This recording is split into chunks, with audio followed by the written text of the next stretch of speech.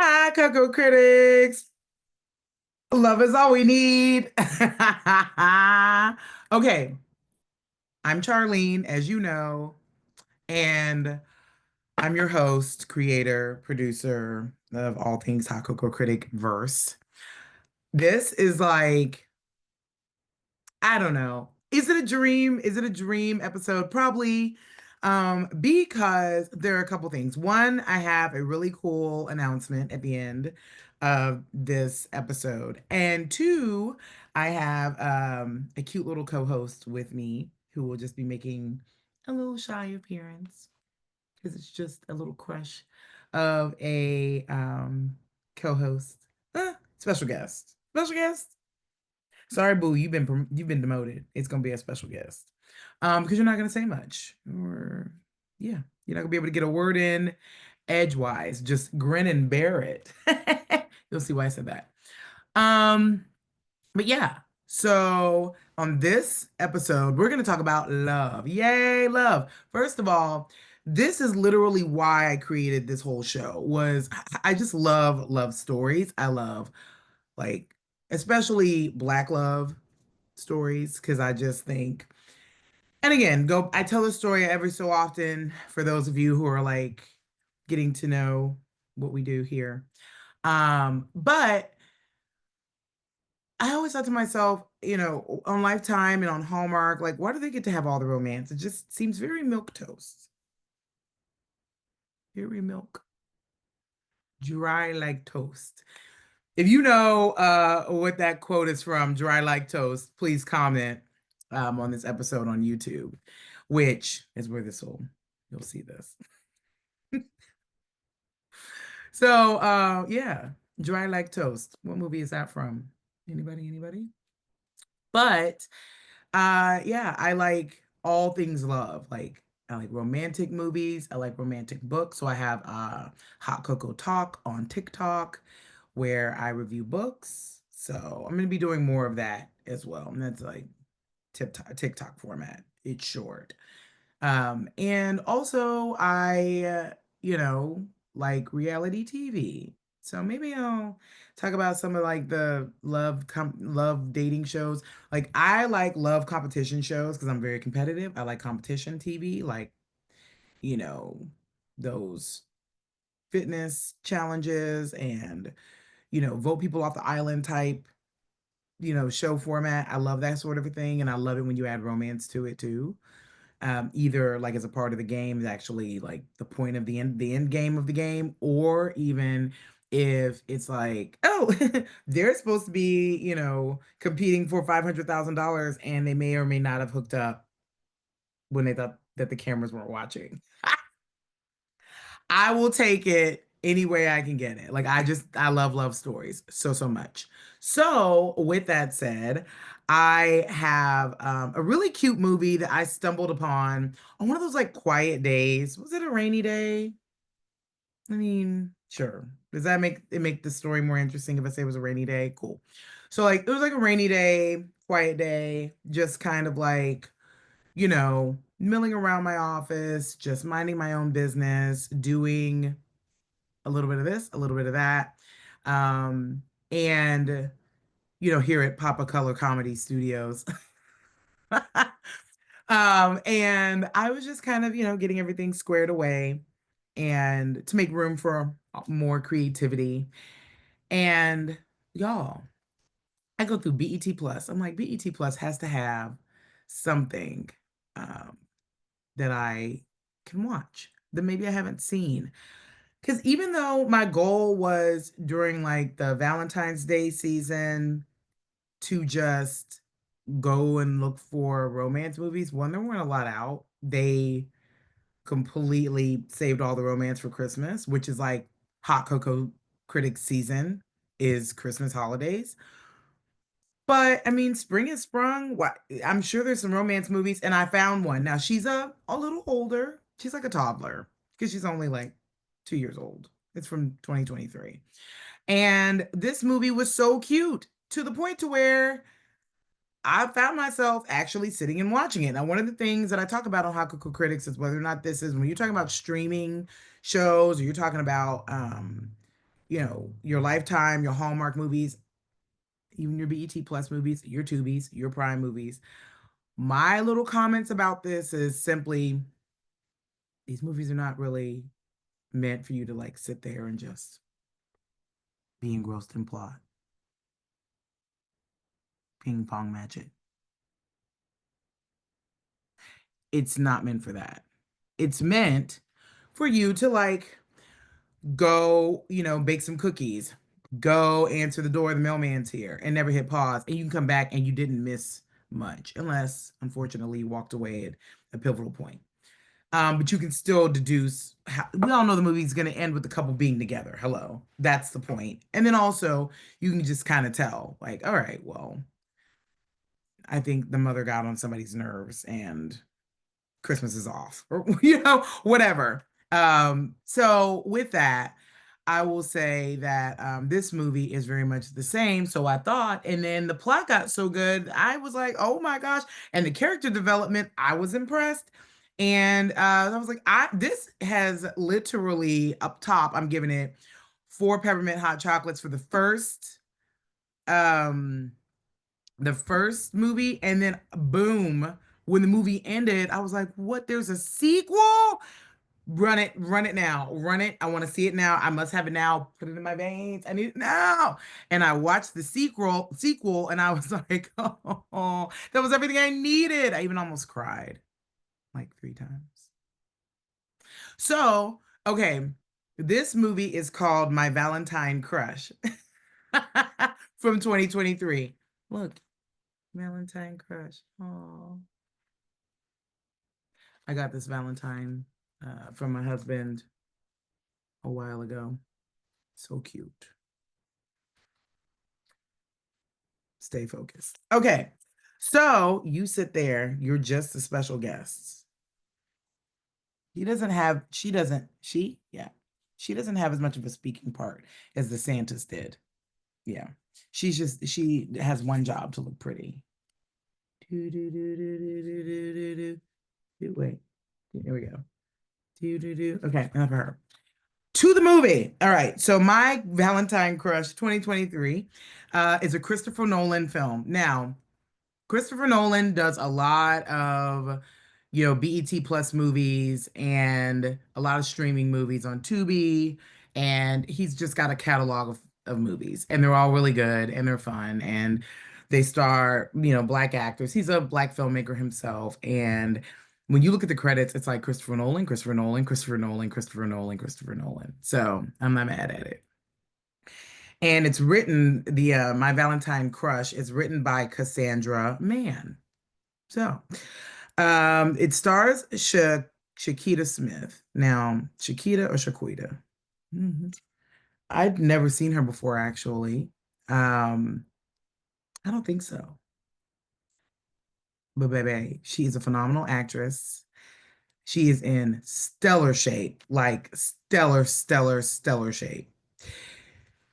The reason, and I'm going to say this off the rip, off the rip, the reason that this movie got 4 peppermint hot chocolates for me with a dash of what would we say? What's a romantic addition to a hot chocolate? A little cherry drizzle, cherry syrup. Can we put some liquor in there? Maybe some Baileys. Ooh, a brandy. Can you put brandy? Brandy, okay. Brandy. We'll do a cherry brandy hot chocolate. That's what we'll do.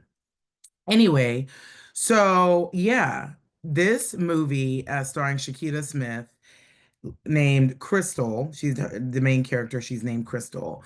The reason this got 4 peppermint or cherry drizzle brandy hot chocolates is because that wig, that wig, that wig, that wig, that wig, that wig, that wig, that wig, that wig was terrible. It needs its own IMDb page.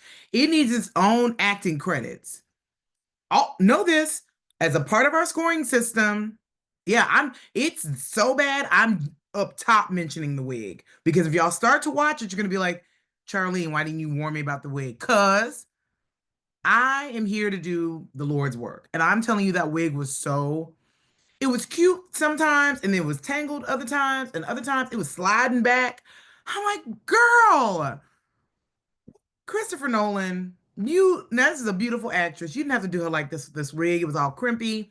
So it starts out, the movie starts out, she's on the phone with her bestie, who is played by Dawn Halfkinney, and her name in the movie is Jasmine. And her and Dawn are chopping it up, talking about her Valentines or whatever. Now, Jasmine has a man who's Eddie, played by Monty Washington, also very fine. But here's the thing. She's got this date, Crystal's got this date, and she's cooking and she's hustling, she's bustling, and she's got a little apron on and everything, and she's waiting on her boo thing to come through. She's got a date.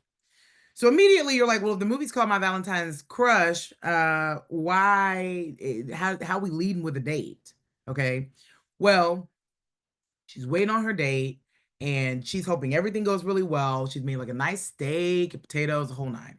Well, dude shows up and it is Jeff Logan, y'all.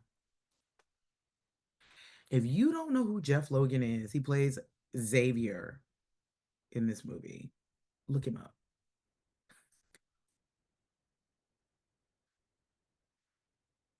He goes against everything I believe in. I prefer my chocolate dark with very little uh decoration on it.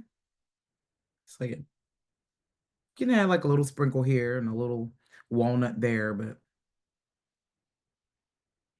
think if your skin's beautiful, you should leave it alone.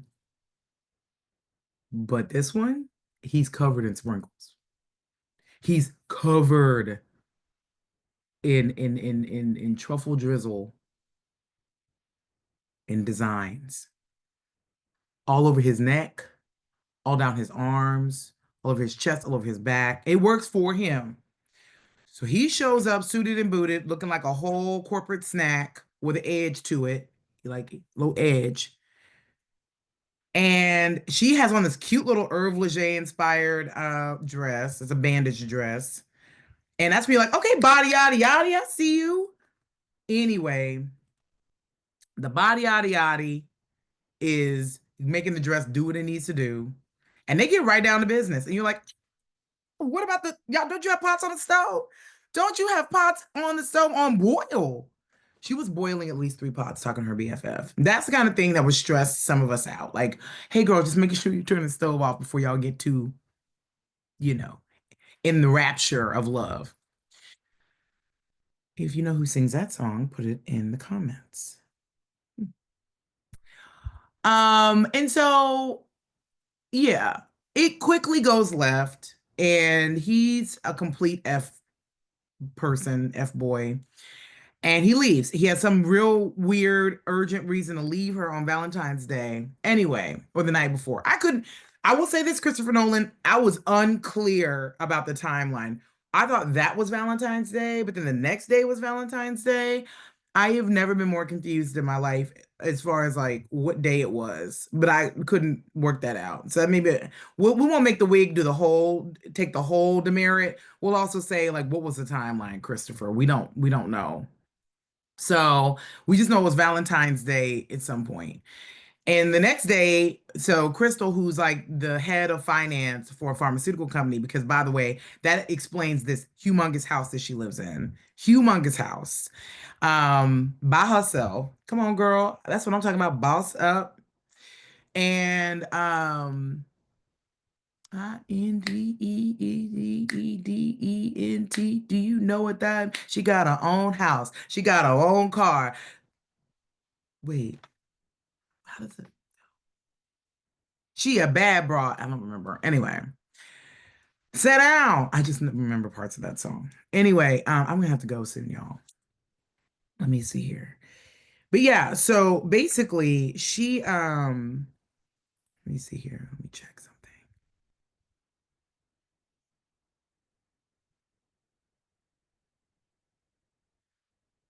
So, nothing. We're fine. Lena, cut from when I said I may have to go, y'all. Cut right after I try to do Lil Boosie, INDEND, independent. And here we go. So she is like a corporate girly, obviously, and running her own show. So she is trying to make it work with this guy who apparently we find out later is also very successful in corporate sales or sales of some sort, y'all. But she has a big deadline at the end of business and her cable goes out. So the she calls the cable company and this cable guy shows up.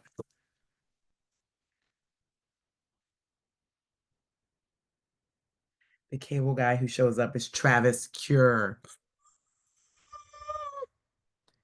He goes by Trav, period, on IG.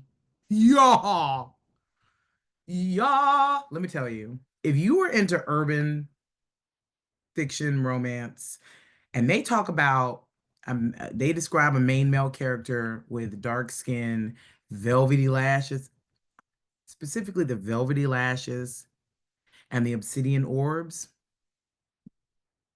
You're talking about Travis Cure. In my mind, I have like at least three or four romance novel lead characters or other characters who I've decided Travis Cure could play. One, Amik, Ashley Antoinette, the Butterfly series. He's Amik Harris. You can't tell me no different. You can't tell me he's not Judah from Kennedy Ryan, Skyline series. You can't tell. Look, let me slow down. You can't tell me he's not Ja from Ashley Antoinette, the Mitchell boys.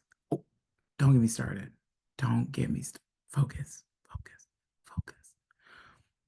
Travis Kier, do you need an agent? Because I could book you for some to movie to film shows like right now. Let's get you booked. Let's keep you booked and busy. The camera loves this man, okay?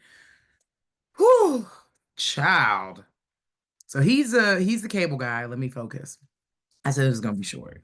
So he's a cable guy. He shows up to fix her computer. Now there is a plot twist. I'm not gonna spoil it, but she is doing like what we all are doing at home watching this movie, just drooling, being thirsty AF. She's being so thirsty, it's not even funny. Every time his back is turned, she's like losing her mind. It's amazing because you're right there with her, like, oh girl. Like every time he turns the corner, she's fainting. It's the best. And he's just over here fixing the cable. But then there's this scene where he's drinking she offers him a bottle of water. That's all I'm gonna say.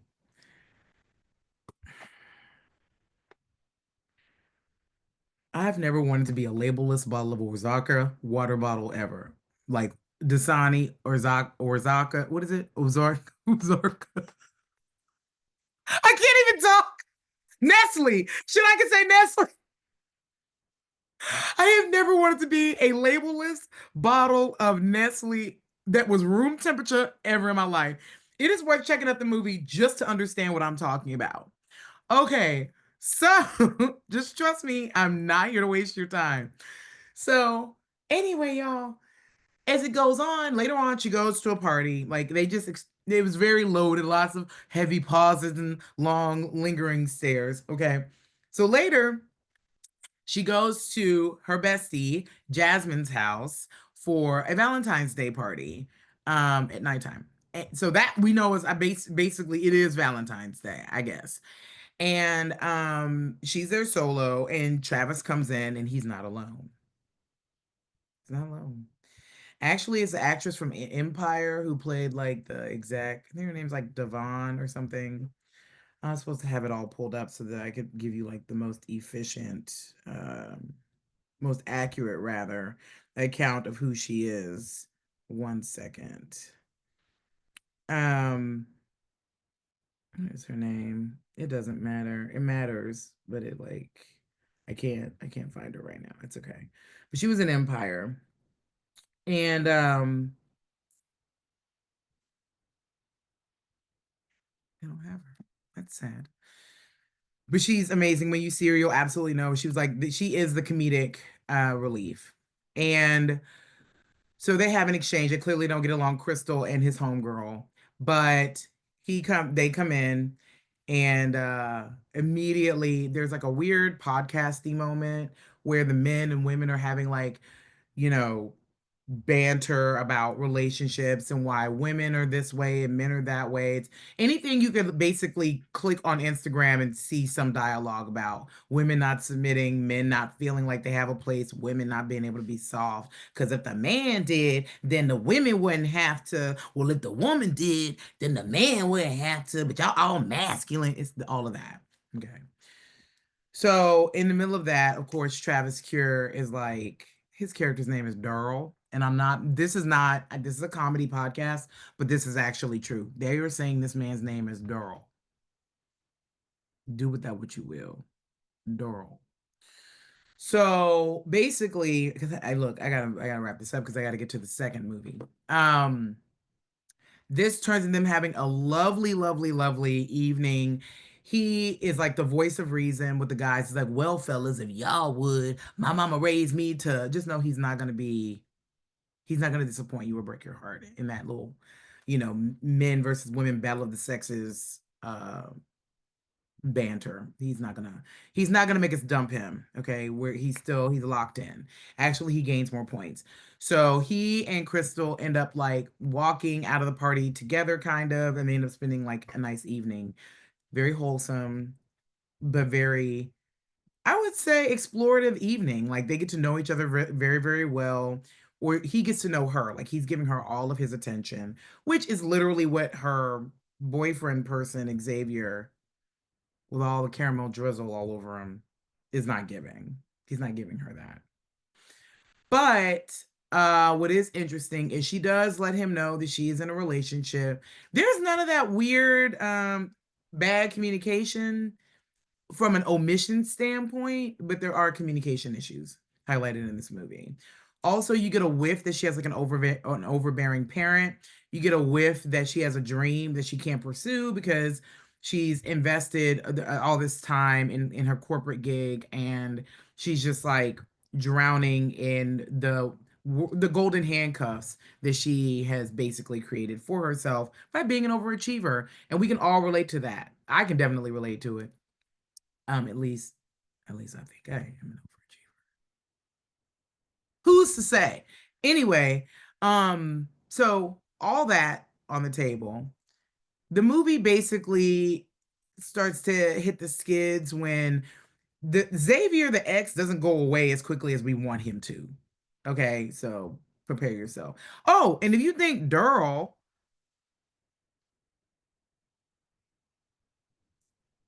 is walking around here unclaimed, oh honey, he got an ex that won't go down easily either. And she is beautiful, beautiful. And she is played by Tiffany Snow. And her name in the movie is Monica. Monica is pretty relentless, but she's had Durrell. She has had all the time in the world to get it right with Durrell, and she didn't do it. She screwed up, and she screwed up big time. Durrell is playing the long game with Crystal because Crystal is figuring out her life. Monty and Durrell are best friends. And they just have Monty has Daryl's back 10 toes down. And I love that. So basically, it's a will they, won't they? Who will Crystal ultimately choose? Xavier, who her mom wants her to be with, who is, the successful salesperson, makes all this money, but never makes her a priority. She's always, being squeezed in here and there. She never seems to have his full attention. You can smell something's fishy with him, but you can't put your finger on it. He's that guy that most women have in their like ex portfolio, um that you never, if you caught him cheating, it took you so long to catch him, or you just dumped him on GP because you were like, I'm never gonna catch you. You're slippery, slimy, catch me if you can type con artist when it comes to being able to bait and switch and not get caught. But I know you're doing something. I can feel it. The ancestors are telling me you are out here with your hoochie daddy shorts on, running amok, slanging women like Uno cards. I'm not doing it. Okay. So, and if you catch him, it's like the biggest discovery ever, and he'll probably be like, "It wasn't me," like Shaggy. It's a lot of songs on the tip of my tongue today. He's just gonna gaslight the hell out of you, which is why I never liked that song. It wasn't me. It wasn't me. Also, the whininess. That is one of those nightmare songs where you heard it on the radio and you didn't like it, and the radio said, "Oh no, you're gonna love it." And for some reason, it gained a lot of traction, and people were calling and requesting it on the radio back in the day, left, right, and center. And then you had to hear the song always and forever. That one in Return of the Mac. Again, anti-love songs. I'm done. I'm done. Let me calm down.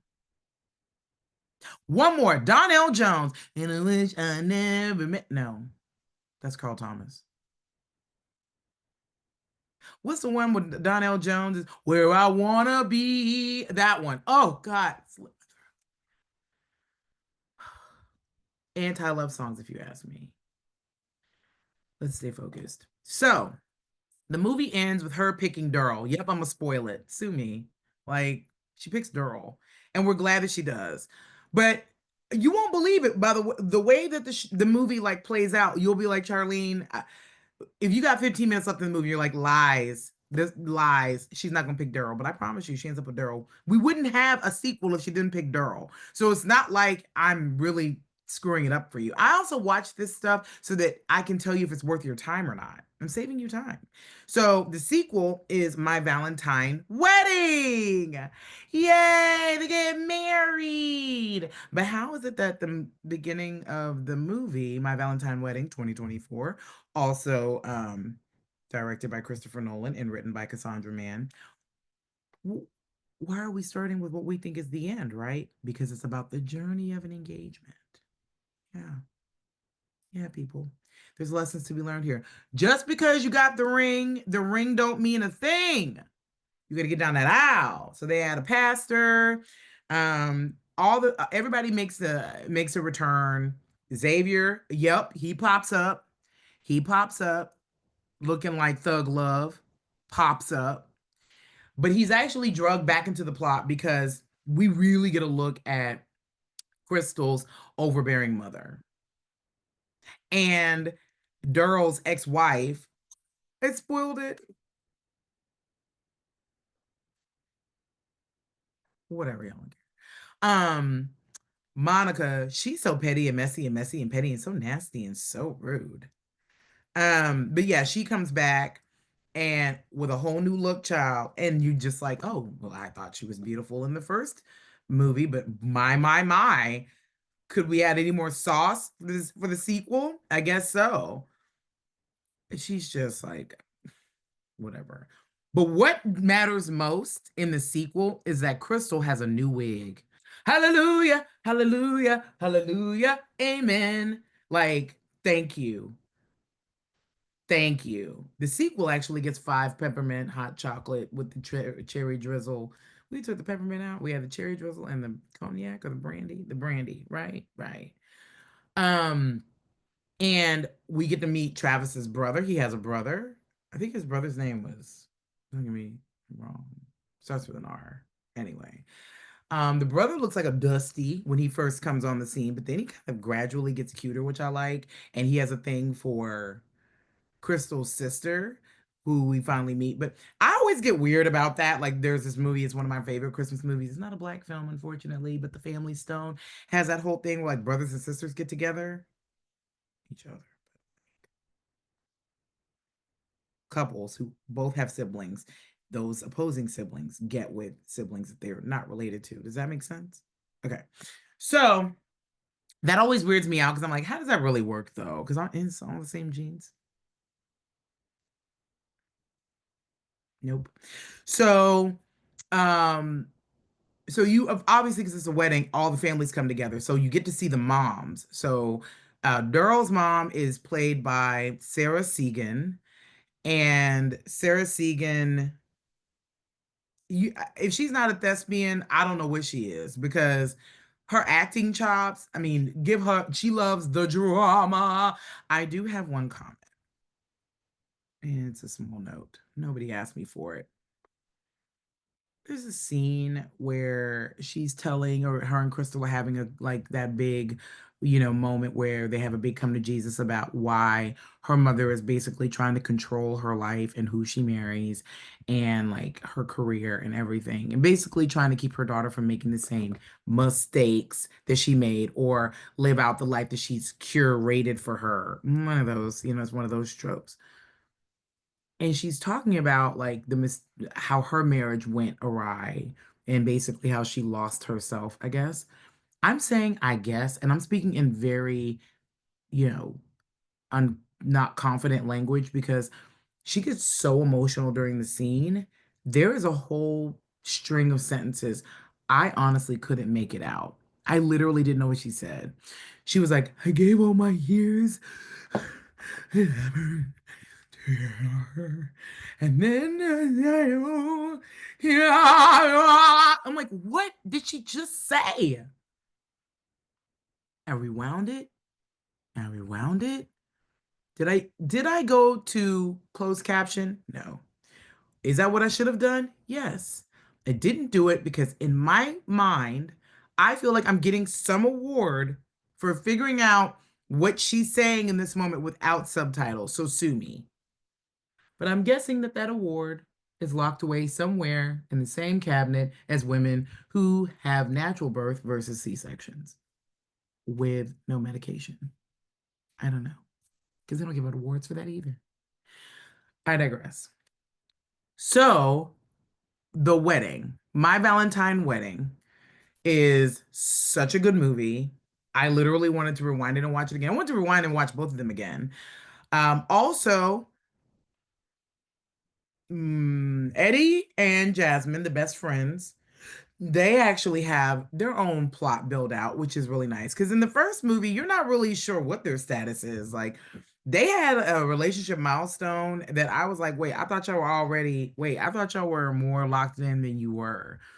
So if anybody else has that same reaction after watching my Valentine Crush and then my Valentine Wedding, please comment on that. Because I was kind of confused. Again, a note that nobody asked me for. And then also the moms. I want to go back to them for a second. So like I said, Crystal's mother's played by Sarah Segan. Her name is Brenda. And then you have Durrell's mom, Michelle Lamb. Her name is Diane. Miss Diane is like a mother-in-law of anyone's dreams. Any woman that gets married would want to have a mother-in-law like Diane. Diane is like down to earth, rational, very, very fashionable, very boutique girly. Has her husband who's played by Javon Johnson, I think, or something. That was bad. But yeah, I think it is Javon. Um, and he's a zaddy from way back. I got it right, Javon Johnson. And Brenda is single. Maybe be able to suss out why or how. And Brenda is very bougie. She's giving, Dominique Devereaux. She's giving um Whitley Gilbert's mom, right? Like she's giving that kind of energy. So very, very bougie, very judgmental, is making everything all about her, very narcissistic, just over the top dramatic. Um, and Brenda is like, you're not gonna mess with my baby. You're not gonna mess up my son's wedding day. And oh, also Brenda's very couture, very, labeled down to the socks. So there's that. It's like Brenda is rich, and I don't think Diane's not doesn't have money, but she is wealthier in love and family, right? So anyway, there's a whole elaborate plot to break up the wedding between Brenda and Xavier. So they have some whole scheme going on. Part of the scheme, I don't know if I fully understood. I know there was like an acquisition on the table and a check on the table, and I don't know if y'all figure that out. Also, let me know. I don't know. But again, Daryl, still cable guy. We're gonna make it work for his woman. The pastor comes into play a bit with marital advice or premarital advice, rather. The mom is in Diane, does a very good job of being a neutralizing energy. Javon Johnson, Durrell's dad, plays kind of like a little male comic relief. He's definitely like a co-star, co-star, co-star. We don't see a whole lot of him, but when we do, he's giving that male energy, like, what's going on? Huh? What? He's like aloof. And yeah, but it's cute and I like it. And it hits on some really serious familial themes and ex themes. And Monica actually, Tiffany Snow, Monica, is not, I don't know, her character evolves. The exes evolve. Everybody evolves. It's a very evolutionary sequel. So that's my bit. That's what I'm gonna say about that. My Valentine wedding 2024, five brandy infused, cherry drizzled, hot chocolates, peppermint optional, and hell, just a bottle of a bottle, wow, or a glass of cab or a nice Merlot. I don't know, girls, whatever you want to do. But they're both really, really cute, both like 90 minutes, and the fashions are fashioned, especially in the wedding. Oh my gosh. The wedding sequel, that costume budget, top tier. You could tell that the budget just increased exponentially from the first one. Not that the first one, My Wedding Crush, everything looked great. Costume design looked great, or styling was fine outside of said wig. Um, the set design was great. I didn't have any issues with that. I didn't. It was just better. It was better for the wedding. And you could tell that they spent some money. And I really liked Diane's fashions a lot. I liked the way she dressed a lot. And her sister. Yeah. I don't know what happened. I just feel like they got some notes about wigs. And when I tell you Brenda's wig melted, lashes on fleek. The makeup was flawless. These girls were beat. We need to call the cops. We need to file a police report because these girls were beat within an inch of their life when it comes to the makeup. Beat down. Okay. Um, and yeah, the the comedic writing was on point. It was very funny, filled with a lot of love. And if you cry, I won't judge you because there are some tearjerker moments in, I think, both, more so in the second one. So, but yeah, like I said, this one, very cute. This one drives the point home. All you need is little cuddles and roses and some love in these films, and I'm a happy camper. I truly am. I mean, I just can't go wrong. Also, I will say this. I'll throw in a doozy for you guys. If you want to just try something different, watch Picture This on Prime. It's a really cute movie, and it's heavily themed in Indian culture, which I'm obsessed with. Like, there's an Indian wedding, and I'm just obsessed. Picture This is really, really cute. It's a spin the block film. Oh yeah, I haven't even told y'all the plot twist of My Valentine Wedding, and I'm not going to. Let y'all figure that out. Let y'all have that fun. Oh, and I said I had a special announcement too. So Picture This is like a bonus mention. I would give it 4.5 peppermint hot chocolates. It was good. It was a really good movie. But on to the big reveal. We now have merch. Yay. Well, I'm starting to do merch. All right. So, as y'all know, some of you may know, I am a stand-up comedian. Yeah, I am. I do stand up. And I have some merch. Now, this, I would really like to sell it at my shows, but I'm happy if you want to order. Yes, you're more than welcome to. In the theme of love, love can take place anywhere, including the motel, motel keychains, hotel, motel, Holiday Inn. They say pop of color. Thank you, Natty, my merchandising uh, executive. Yeah. She actually created these. The QR code is on the back. So if you like me and you like what I do, these keychains. I'm gonna, set up a little link so y'all can purchase them if you'd like. There's only a limited amount. And this is all things pop of color. What I like about this is it has an IG QR code on the back. And what that means is you go to my IG page and then you can follow me on IG if you live in the Houston area, or in Texas or in any place in the United States. And I'm doing stand up, then I'll post that on my page. You'll know where to find me. If you want just to get to this page easier to the YouTube channel, the link is also in my IG bio. So my IG is like my lazy link tree. So sorry. I'll figure out link tree and all that another time. Also, there's going to be more merch coming that is specifically Hot Cocoa Critics. This is for the production company, my Pop of Color comedy company. Yay! We have merch. Motel, hotel, Holiday Inn. Anyway,